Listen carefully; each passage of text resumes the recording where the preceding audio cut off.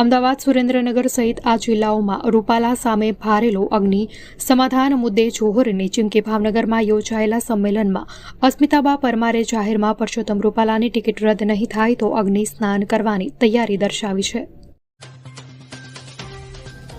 અમદાવાદમાં અકસ્માતનું પ્રમાણ વધતા બાળકોની સુરક્ષા અને હેલ્મેટને લઈ જાગૃત કરવા ટ્રાફિક પોલીસનું હેલ્મેટ સંસ્કારનું ઝુંબેશ શરૂ કરાયું છે.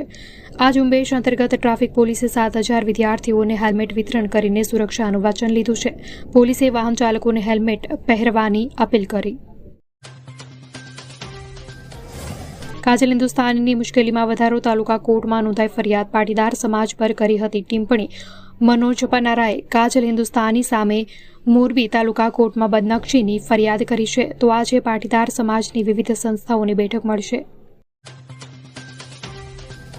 અમદાવાદમાં ક્ષત્રિય સમાજ દ્વારા પરસોત્તમ રૂપાલાનો વિરોધ યથાવત છે. ક્ષત્રિય સમાજના 1500થી વધુ લોકોએ પરસોત્તમ રૂપાલા વિરુદ્ધ આવેદન આપ્યું હતું. સમાજના આગેવાનોએ કલેક્ટરને આવેદન આપી રજૂઆત કરી છે. તો રૂપાલાની ટિકિટ રદ કરવા પણ ક્ષત્રિય સમાજના આગેવાનોની માંગ છે.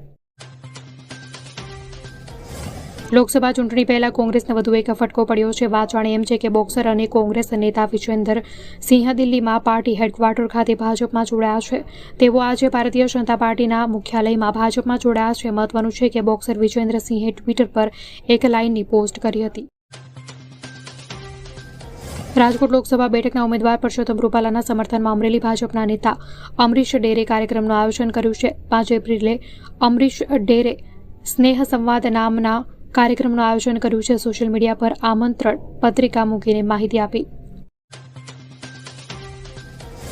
સુરતમાં માતા પુત્રના સંબંધોને શર્મસાર કરતો કિસ્સો સામે આવ્યો છે. માતાએ અને પુરુષ સાથેના પ્રેમ સંબંધમાં પુત્રની હત્યા કરી દેતા ચકચાર મચી છે. પ્રેમમાં અડચણરૂપ બનતા 3 વર્ષના પુત્રની હત્યા કરી દેવામાં આવી છે. 25 દિવસ પહેલા પુત્રની હત્યા કરી મૃતદેહને પાણી ભરેલા ખાડામાં ફેંકી દીધો હતો. લોકસભા ચૂંટણી સમયે પરસોત્તમ રૂપાલાના ક્ષત્રિય સમાજ વિશેના નિવેદન બાદ ભારે રોષ પ્રસર્યો છે. ત્યારે સમગ્ર રાજ્યમાં રાજપૂત સમાજ દ્વારા રૂપાલા સામે પ્રદર્શન કરવામાં આવી રહ્યું છે. રાજકોટ લોકસભા ઉમેદવાર પરસોત્તમ રૂપાલા દ્વારા ટિપ્પણી મામલે આજે ભાજપના ક્ષત્રિય આગેવાનો અને સમાજના આગેવાનોની બેઠક મળવાની છે.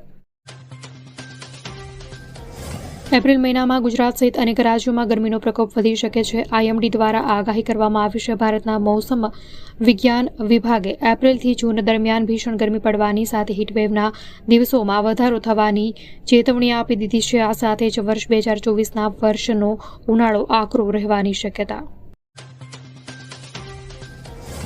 અમદાવાદમાં શિક્ષણ વિભાગ દ્વારા ખોટી આવક દર્શાવનાર વાલીઓ સામે કાર્યવાહી કરવામાં આવી છે. આરટી હેઠળ એડમિશન માટે ખોટી આવક દર્શાવનાર 170 વિદ્યાર્થીઓના એડમિશન રદ કરવામાં આવ્યા છે. શાળાએ જિલ્લા શિક્ષણાધિકારીનું ધ્યાન દોરતા કાર્યવાહી કરવામાં આવી છે.